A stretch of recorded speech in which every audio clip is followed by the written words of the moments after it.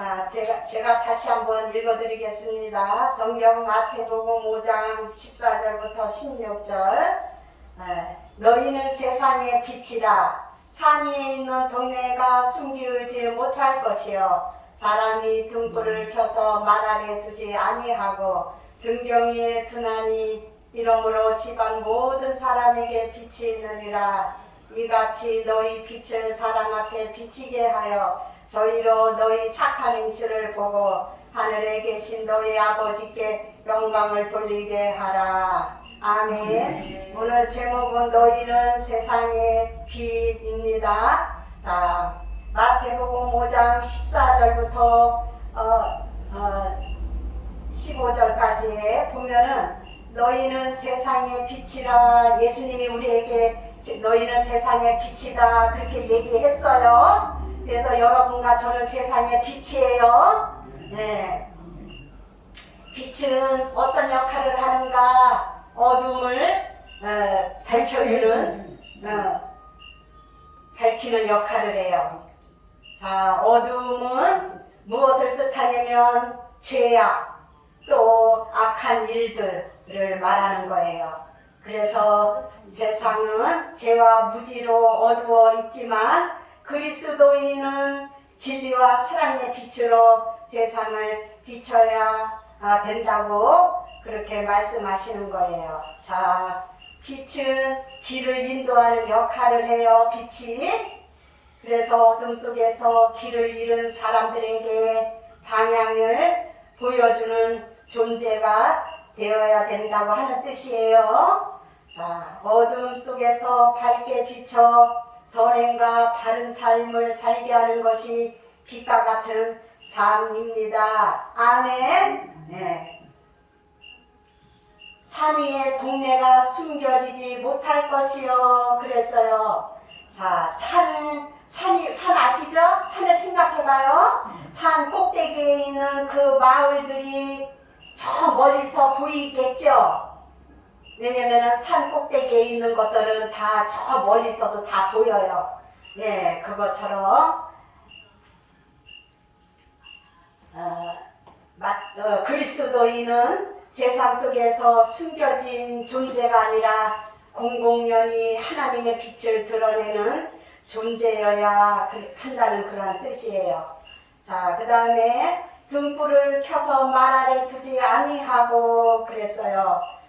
등경 위에 두나니 그랬어요. 우리 어르신들 곡식을 재는 그릇 알 거예요. 아마 옛날에 우리 옛날에 보면은 이렇게 뭐 한 말, 두 말, 또 고춧가루 한 말, 또 콩 한 말 하는 그 말이 있었어요. 재는 말이 있었어요. 그런 그릇을 얘기하는 거예요. 그런데 이제 오늘날 이제 영어로는 볼, 그릇. 그런 이렇게 그릇에 등불을 그릇 밑에다가 두지 말아라 그런 뜻이에요. 등불을 그런 사람이 없지요. 그릇 밑에다 두거나 또 덮거나 그러는 사람이 없어요. 자, 그렇게 등불을 두면 빛이 가려집니다.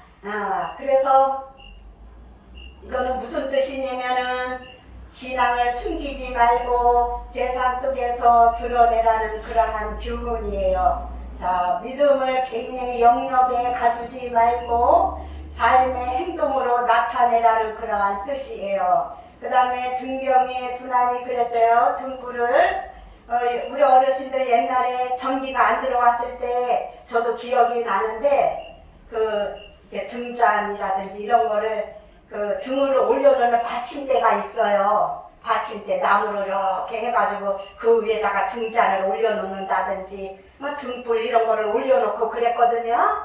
예, 기억이 나실 거예요. 그래야지 훤히 방을 비출 수가 있어요. 위에다 올려놔야.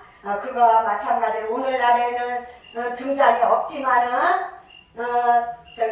그 스탠드 이렇게 나무 이렇게 장대같이 이렇게 길다란 스탠드에 등불이 이렇게 달려있는 거 그런 거를 뜻하는 거예요. 예. 사람이 등불을 켜서 그 빛을 덮어 숨기지 않고 높은 곳에 두어 온 집안을 비추게 하듯이 너희도 너희의 믿음과 선한 행실을 세상 앞에 드러내라. 그런 뜻이에요. 자, 마태복음 5장 16절에 보면 너희 빛이 사람 앞에 비치게 하여 저희로 너희 착한 행실을 보고 하늘에 계신 너희 아버지께 영광을 돌리게 하라 그랬어요. 하늘에 계신 아버지 하나님 앞에 영광을 돌리게 하라는 거죠. 빛은 자신을 드러내기 위해 존재하는 것이 아니라 다른 이들이 보게 하기 위한 것입니다. 그리스도인의 착한 행실은 단순히 윤리적인 삶이 아니라 하나님을 드러내는 도구입니다. 여러분과 제가 하나님의 도구입니다. 아멘. 네. 그들로 너희 착한 행실을 보고 하늘에 계신 너희 아버지께 영광을 돌려라. 그런 뜻이에요.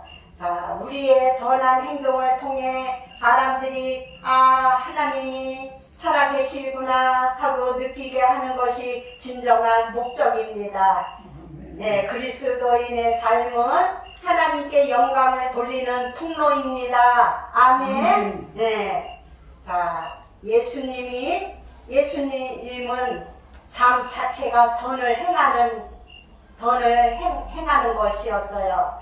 그래서 예수님은 빛으로 살았어요. 예수님은 안식일날 병자를 찾아가 병을 고쳐주었어요.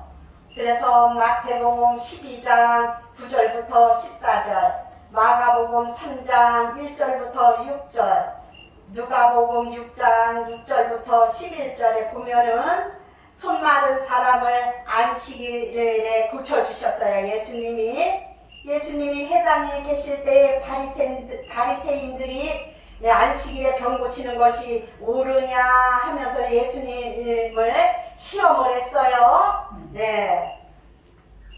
마태복음 12장 10절부터 12절에 보면 어떤 사람이 손 마른 사람들이 예수를 고발하려 하여 물어 이르되 안식일에 병 고치는 것이 옳으니까 예수께서 이르시되 너희 중에 어떤 사람이 양 한 마리가 있는데 안식일에 구덩이에 빠졌으면 끌어내지 않겠느냐? 사람이 양보다 얼마나 더 귀하냐? 그러므로 안식일에 선을 행하는 것이 옳으니라. 이렇게 가르쳤어요. 요한복음 5장 1절부터 18절에 베데스다 연못에 38년 된 병자를 예수님이 고쳐주신 사건이 나와요. 예수님께서 안식일에 38년 된 병자를 고쳤어요. 유대인들이 안식일에 일을 하면 안 된다면서 예수님을 비난했던 것을 볼 수가 있어요. 요한복음 5장 16절부터 18절에 이러므로 유대인들이 안식일에 이런 일을 행하신다 하여 예수를 박해하게 된지라. 예수께서 그들에게 이르시되 내 아버지께서 이제까지 일하시니 나도 일한다 하시매 유대인들이 이로 말미암아 더욱 예수를 죽이고자 하니 이는 안식일을 범할 뿐 아니라 하나님을 자기의 친아버지라 하여 자기를 하나님과 동등으로 삼으심이로라. 유대인들이 예수님을 볼 때 때려 죽여도 시원치 않았어요. 왜 그러냐? 그때 당시에 예수님은 안식일을 범하면서 병든 자를 고쳤어요. 그리고 또 하나님을 자기의 친아버지라고 하니까 유대교인들이 예수님을 못마땅하게 생각한 거예요. 굉장히 충격을 많이 받았죠. 이렇게 예수님이 현실적인 행동을 유대인들에게 보여주고 그때 당시 예수님께서 얼마나 파괴적인 행동을 보이셨어요. 그래서 유대인들이 예수님을 잡아 죽이려고 했던 것입니다. 굉장히 충격을 많이 받았죠. 예수님은 안식일에 선을 행하는 것, 생명을 구하는 것이 율법의 참된 뜻이라고 말씀을 하셨습니다. 누가복음 10장 30절부터 37절에 보면 율법사가 예수님을 몰래 찾아와서 무엇을 하여야 영생을 얻으리까 그래요. 예수님께서 선한 사마리아인을 비유로 들면서 강도 만난 자의 이웃이 누구냐 이렇게 율법사에게 물어요. 그랬더니 예수님 얘기를 다 듣고 자비를 베푼 자이다 그랬어요.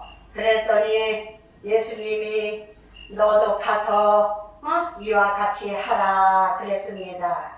자, 끝으로 그리스도인은 세상 속에서 하나님 나라의 가치와 거룩함을 보여주는 막과 빛이 되어야 하며, 믿음은 교회 안에서만 머무는 것이 아니라 일상 속의 삶으로 드러나야 되고, 우리의 선한 행동과 사랑이 세상 사람들을 하나님께 인도하는 통로가 되어야 되는 것입니다. 아멘.